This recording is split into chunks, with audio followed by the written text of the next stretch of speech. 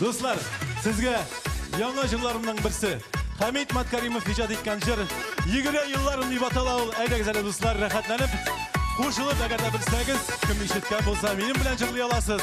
Ketdik birga 20 yillarim.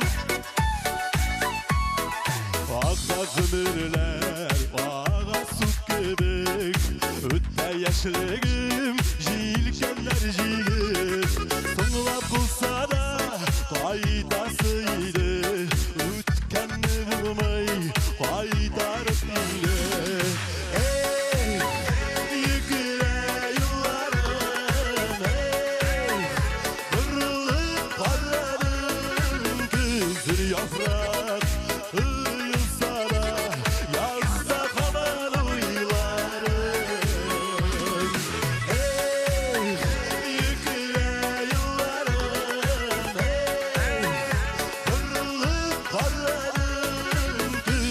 yaprak yılsara yazda kalan uylarım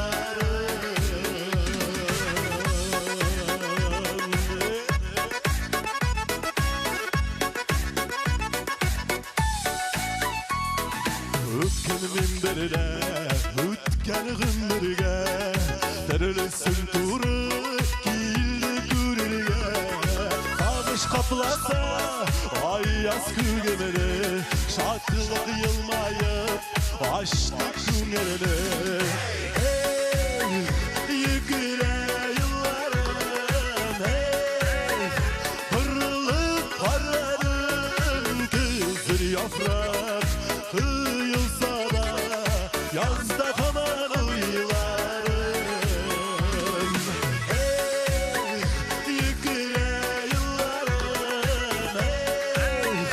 kırılıp kararım Güzür yaprak yılsa da yazda kalan uylarım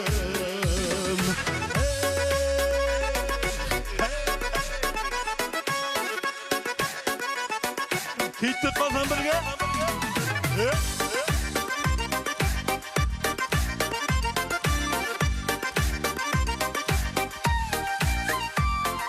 Rahmet Xudoyga, rahmet dunyoga Suygan yorima, tug'anlarima Yashaysak kiyla, do'stlar bo'lganda Yashlik darmoni yonib turganda Ey, yugura yo'llarim Ey,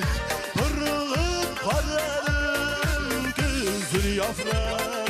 yılsa da yazda kalan uylarım